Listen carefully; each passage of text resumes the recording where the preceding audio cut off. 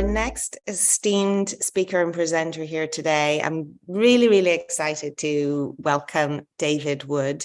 David is a core pillar of our London SingularityNET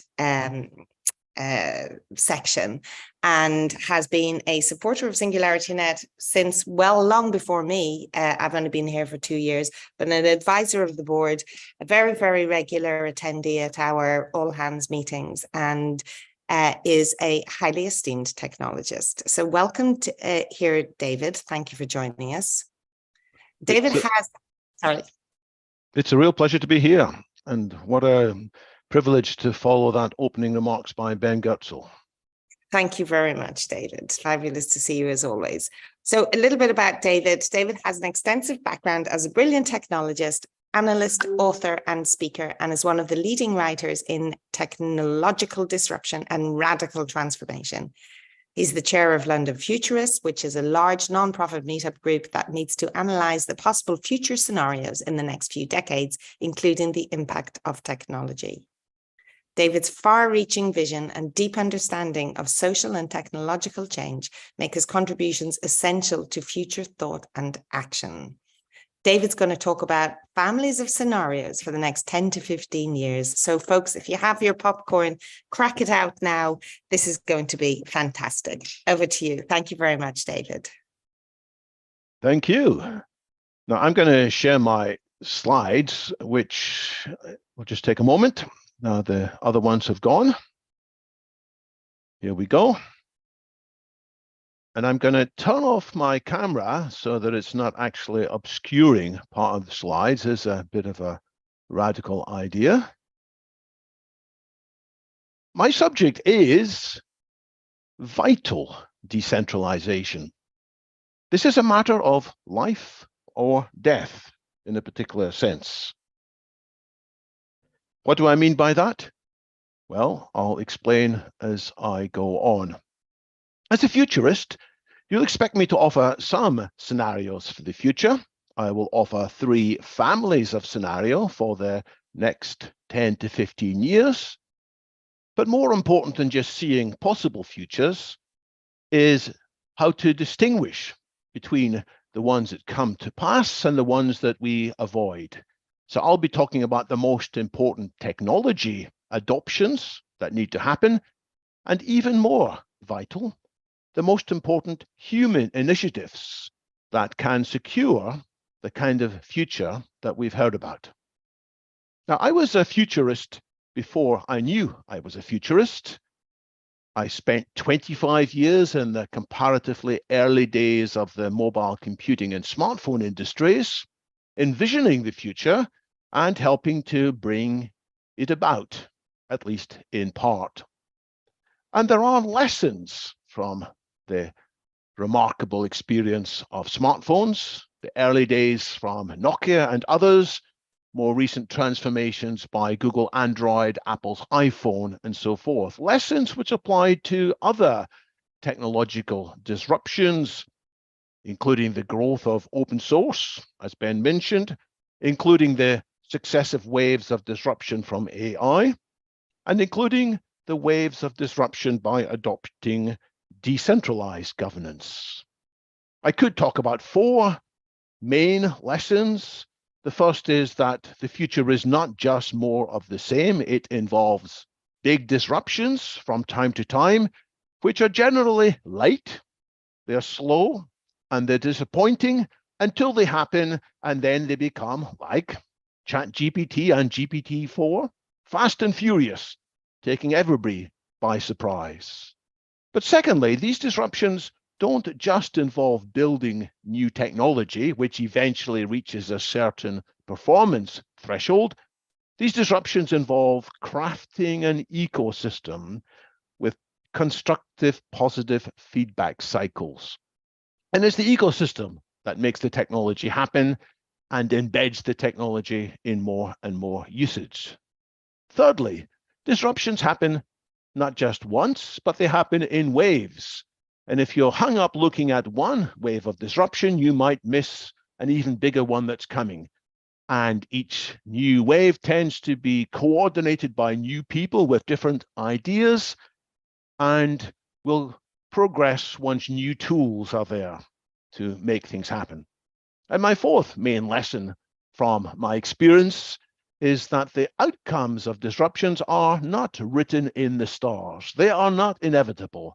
The outcome depends on human factors. That was my experience looking at the growth of smartphones. For the last 15 years, I've had the privilege to chair London Futurists, where we look at scenarios involving all manners of disruptions. And I'll be sharing some of the most important insights from these meetings. But I will start not by talking about London futures. Bear with me while I say a few things about London past. Why? Because it's my observation that if you want to have better foresight, it does help to have better hindsight. I'm not saying the future repeats the past, but there are patterns. As Mark Twain said, the future rhymes with the past. So let me start with some things of significance from the past in the UK. And one reason I do so is there is a very remarkable, unparalleled set of data maintained by the Bank of England and other institutions in the UK of how wealth, more precisely GDP per capita, has varied over, what, 750 years, adjusted for inflation? I wonder if you can anticipate what this graph is going to look like. Is it sinusoidal? Is it linear? Let me fill it in. Now, we could look at a few features on this graph. There's something interesting happening here, a slight slowdown in GDP because of the First World War, similarly because of the Second World War, more recently a slowdown because of the 2008 great global financial crash. But we should not be blinded by these small deviations. We should look at the big picture, and that is a big theme of my remarks. The big picture is an acceleration increasing from around the mid-1800s. That's wealth. What about health?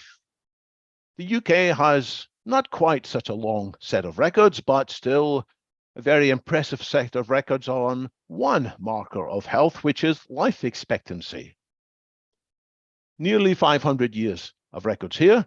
I wonder if you can anticipate what this curve looks like, which has been created, by the way, by lots of academics studying parish records, studying records and gravestones, and so forth.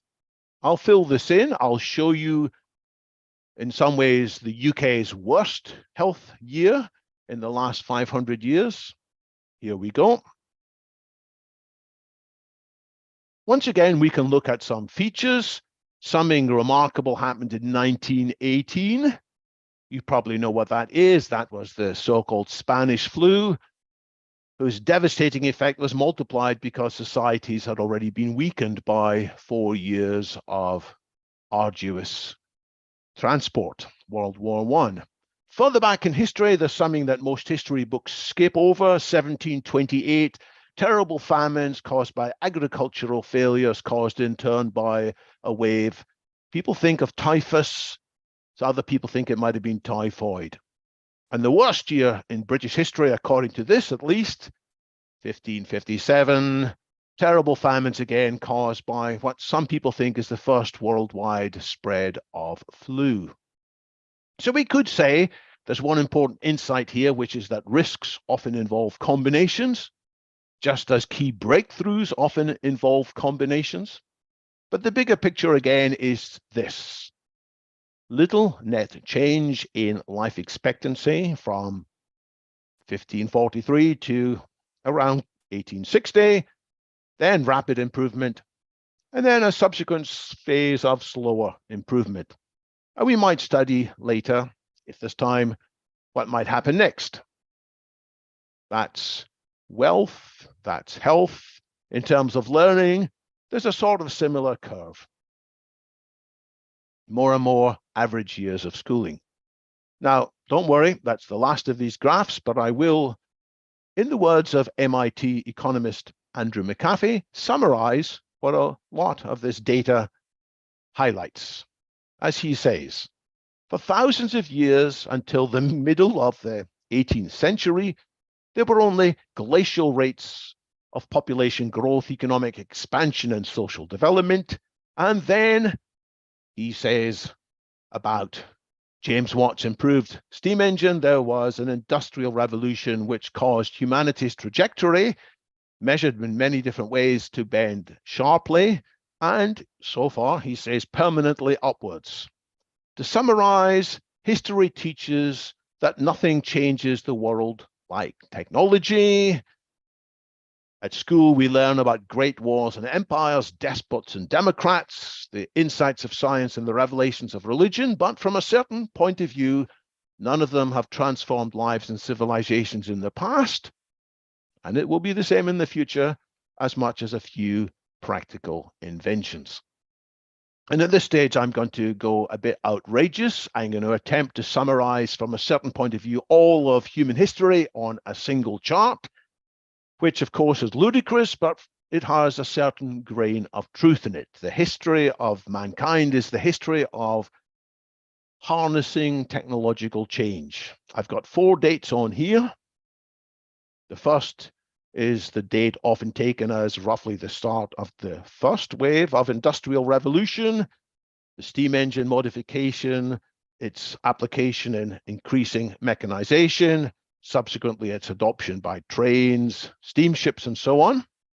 Historians often talk about a second wave of the Industrial Revolution from around the 1880s, in which steam was displaced as the main power source by electricity and by burning synthetic chemicals, by mass production. Historians talk about a third Industrial Revolution tied to the first integrated circuit in 1959, tied to the first high-level programming languages in the late 1950s, in which computers started to change what happened in the workforce, more electronics, more cellular communications. And where we are now, in some ways, we're still seeing parts of these first 3 industrial revolutions, but we're seeing the 4th industrial revolution, which I will say more about. I characterize it, as do a number of other radical futurists, as NBIC Convergence. You will notice each of these rectangles is shown larger than before. In part, that's because it has a larger impact on the world.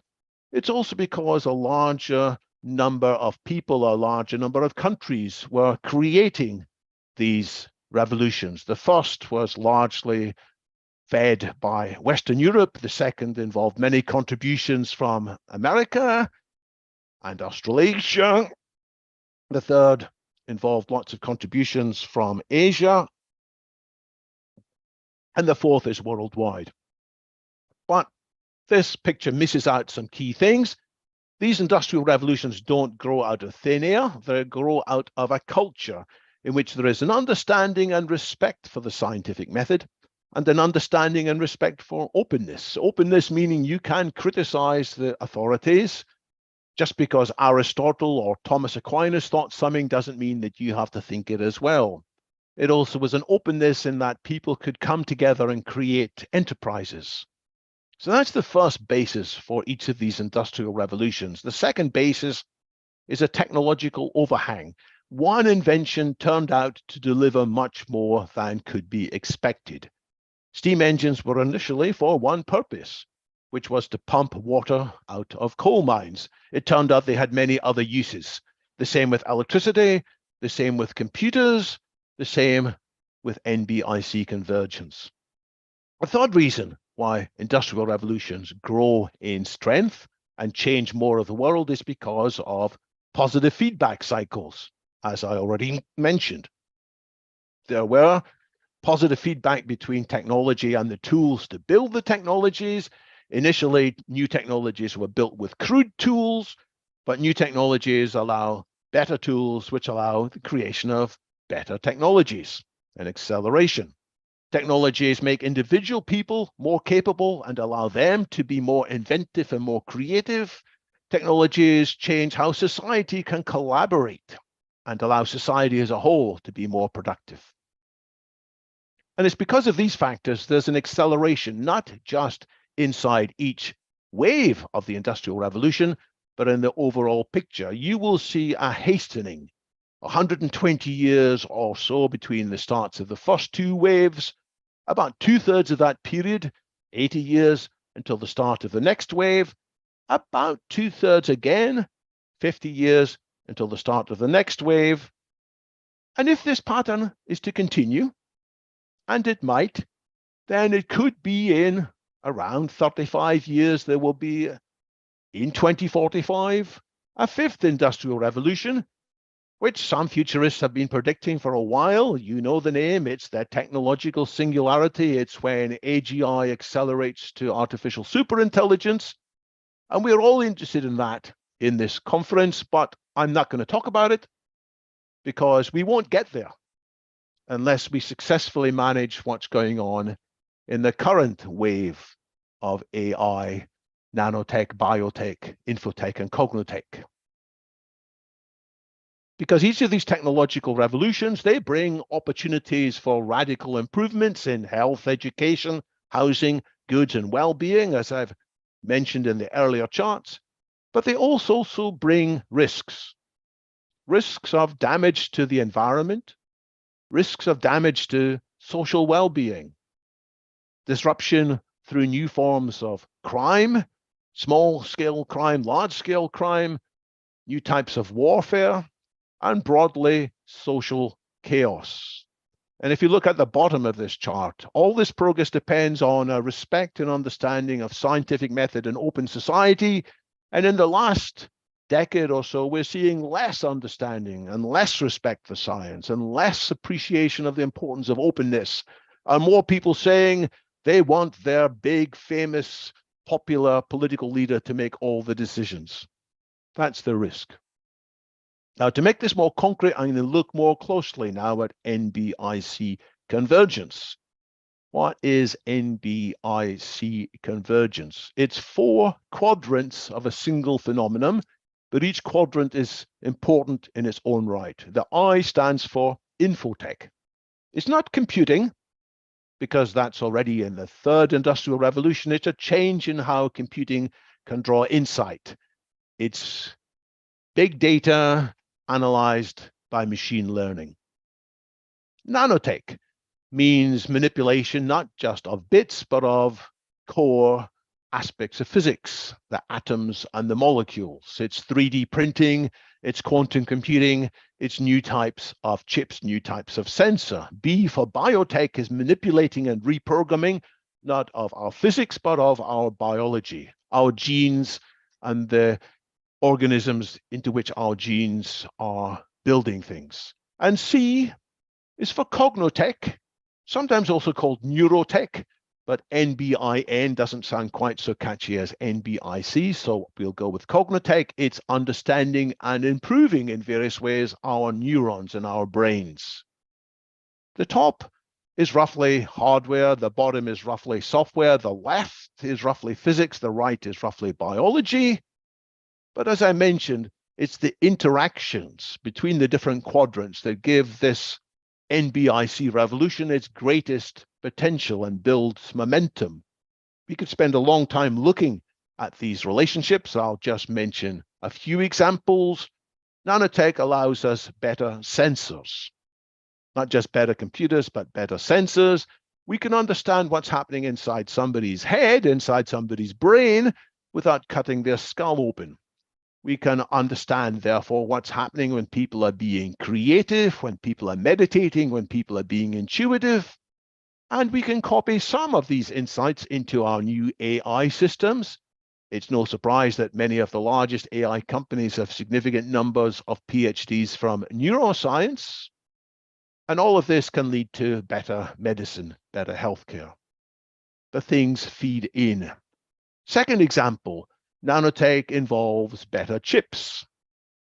It has driven, for many decades via Moore's law, improvements in CPUs. More recently, what became significant at the start of the fourth industrial revolution, 2010, 2012, when AlexNet did its breakthrough in computer vision, GPUs, a different kind of chip, And then we've had different kinds of chips again, TPUs, more suited to AI algorithms. And we will, in due course, not yet, we will have significant impact from QPUs, quantum processing units. All of this will lead to better AI, but here's the kicker. The better AI leads to better methods to design better chips. Yet again, positive feedback cycle, which is why this fourth industrial revolution is poised to accelerate and have a bigger impact and go further in changing people's lives than any of the previous ones. And there are many other motivations to improve AI. AI is no longer just a philosophical experiment, a science experiment, as it was in the 1950s and 60s. It is absolutely the world's most significant commercial enterprise these days. Every single field of commerce, whether it's financial trading, the games industry, doing customer support, doing improved interaction design, improving medical research, improving art, music, improving engineering, improving science. All of these are poised to be radically improved and have therefore commercial significance by improvements in AI, which is why more people are plowing huge resources, huge initiative and creativity into this field than ever before. And it's not just the, quote, good guys who are doing this. Quotes is intentional there. It's also, quotes, bad guys we need to worry about who are using AI to design more devious malware, leading to other people using AI to design better anti-malware software. And there's an arms race here, causing, again, faster improvements in capabilities. I'm talking of arms races. There is an arms race of autonomous weaponry and defenses against autonomous weaponry. So all of these are, we can call them positive feedback cycles, although the effects are in some cases negative. They are positive in the sense that they make the capability grow. So expect even faster progress. So it's now time for me to draw an even more ludicrously simplified picture of the history, but also now the future. I've argued that in a broad sense, history has seen broadly increasing human flourishing, or wealth, health, education, and so on, alongside increasing potential and in some cases actual damage. And if people look ahead 15 years, by default, if they don't think much about it, the main sort of assumptions they make is that the future won't be that different from the past. Yes, things will be a bit faster, a bit cheaper, a bit more colorful, more bells and whistles, but things will be broadly the same. And some people say things will go a bit faster than before, and other people say things are going to slow down, we're going to stagnate, all the easy pickings have been done. I'm here to say this family of scenarios is pretty unlikely. I think it's no more than about 10% likely that we'll be here in 2038 broadly doing the same sort of things as we're doing today. Why? It's because, as I said, the fourth industrial revolution is going to out-transform all the previous ones in its radical changes in the human condition. So much more likely than business as usual is this. It's the scenario of global collapse in various ways. The scenario of environmental tragedy, of social tribalism, of lack of respect for science, the disintegration of openness. And I put that as about, and this is entirely finger in the air, about 30% possible. If you're good at maths, you can probably work out there's still another 60% likelihood for a third family of scenarios. That's the scenarios in which we manage these technologies well and wisely, and we get all their benefits, what I may call the sustainable superabundance for all. And I'll say more about that, just as I'll say more about the scenario of global collapse. But as I mentioned at the beginning, the really important question is, how do we avoid the global collapse scenario? How do we make it more likely that we'll have this sustainable superabundance? And part of it is about being clearer, more specific, more credible, more plausible about what this sustainable abundance will mean and how it really can apply to everybody. So we have to clarify the positive vision of what this involves, and I'll have a couple of slides on that in a moment. It's a vision of life being not just well, but better than well, sometimes known as a H+ or transhumanist future. So we have to do that, but not in a naive way. We cannot ignore the forces that are leading towards this collapse, this H- scenario. And part of that is that we are leaving lots of groups of people behind, or they are perceiving themselves to be left behind. This is an artist's impression of an individual who is left behind, but we must also look at groups or even whole nations who are feeling really unhappy, with some justification, about how history is progressing. These are people who feel that they are missing out on a fair share of the benefits experienced by other members of global society. They see, and there is statistics to back this up, that for many of them, they are in declining economic well-being. Their children are earning less than them, which is a matter of concern. Not just that there's inequality, but in many parts of the world, there is less potential for social mobility. There is declining potential for significant improvement. Many people feel what the Venezuelan writer Moises Naim has called status dissonance. They feel better than the world regards them. And what is the consequence of these left behinds? There are three tragic consequences. The first is many of them are dying early through bad lifestyles, through suicides, through alcoholism, through opioid addiction, through having a lack of a sense of purpose. That's one reason why in recent years, that curve I showed earlier of increasing lifespans is actually in some parts of the world going in the wrong direction, even before COVID. Second, we are psychically divided. It is a very bad circumstance for society that some groups of people are apparently well when we are so close to other groups of people who are in such a bad situation. And we have to have guards and other divisions.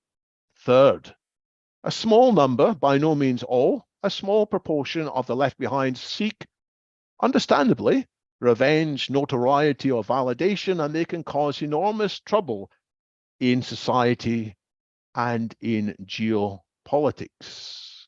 A simple example, before I have a more dramatic example, the story of Germanwings Flight 9525 from a few years ago.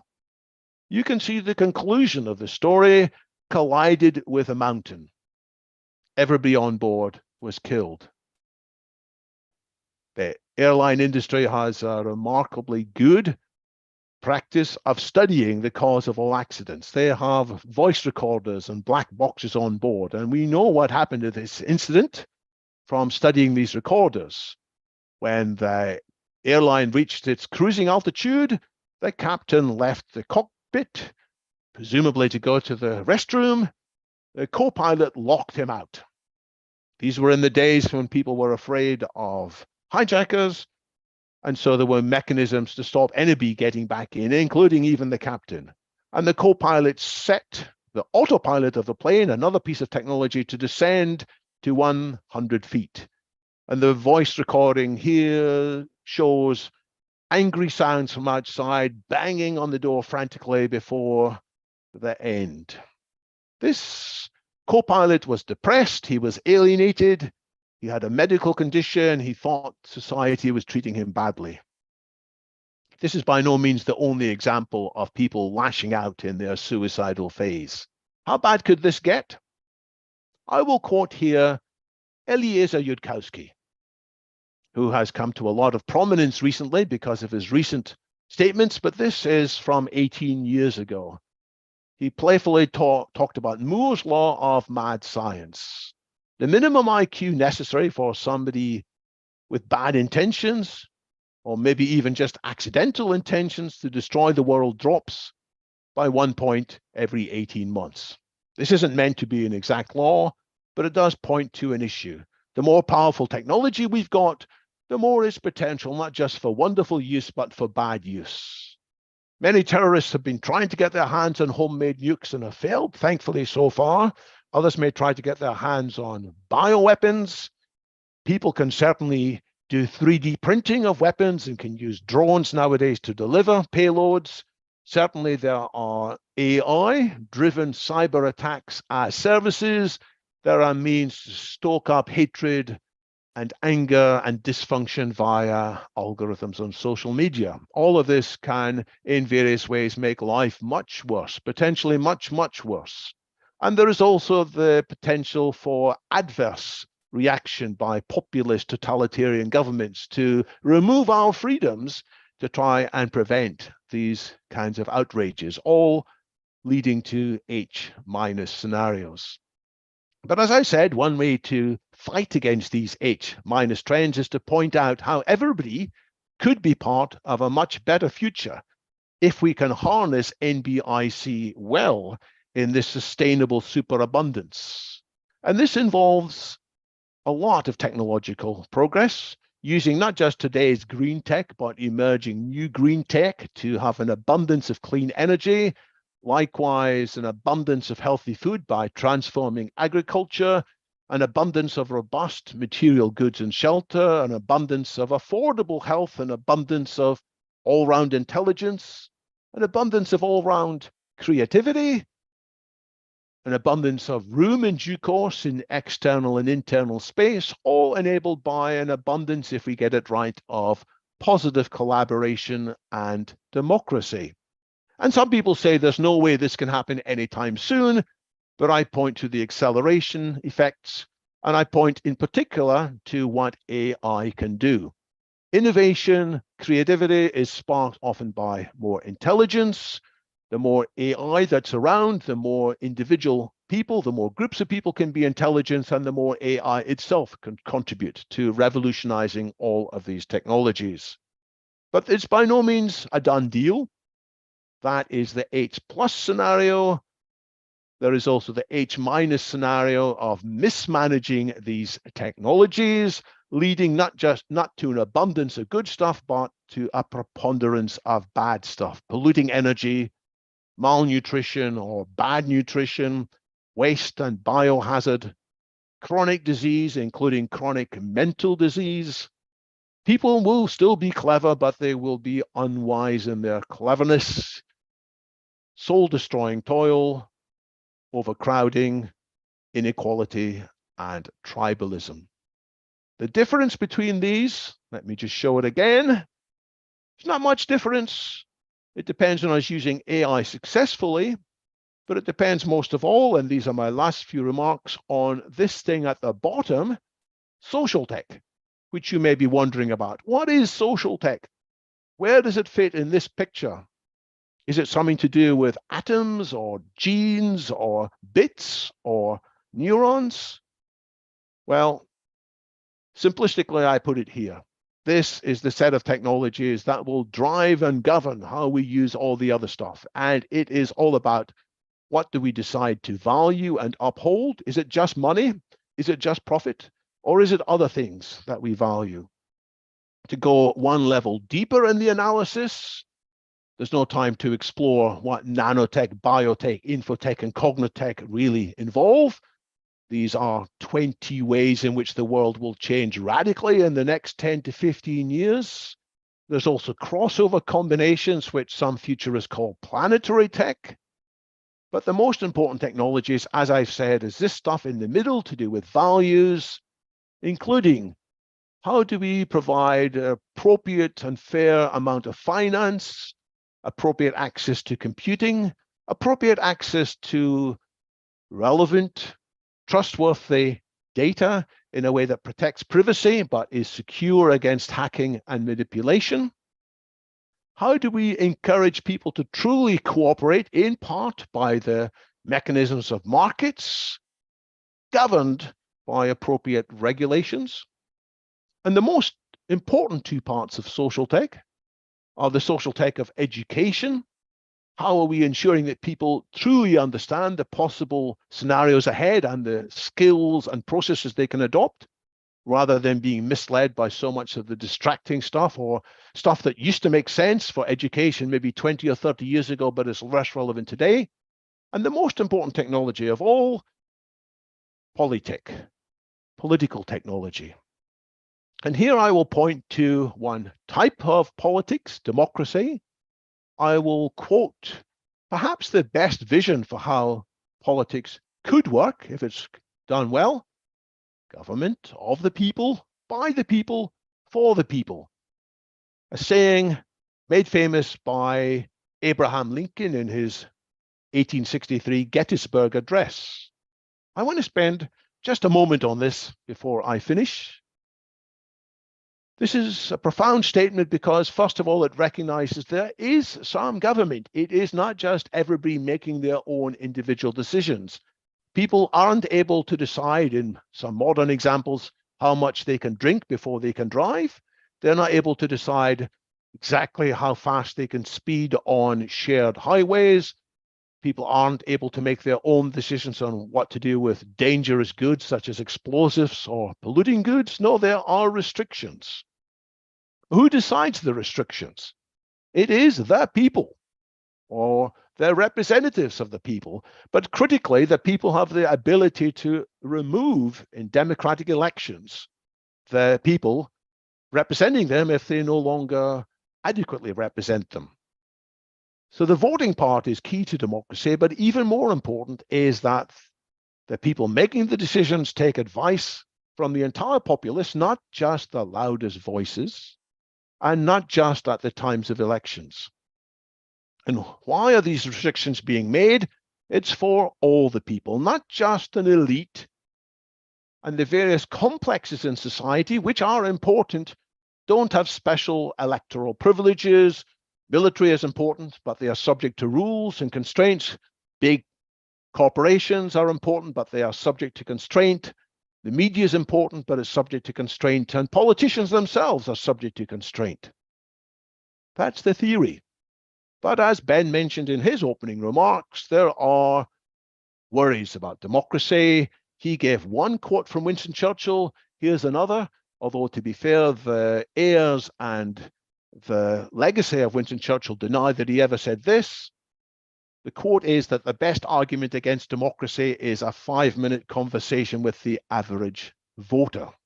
And it's true, when you talk to the average voter, sometimes it's horrifying. What we need, in a sense, is people with more autonomy. They are not so easily misled by clever manipulation. People who are educated, with critical thinking, who have a sense of history, but also a realistic sense of future possibilities.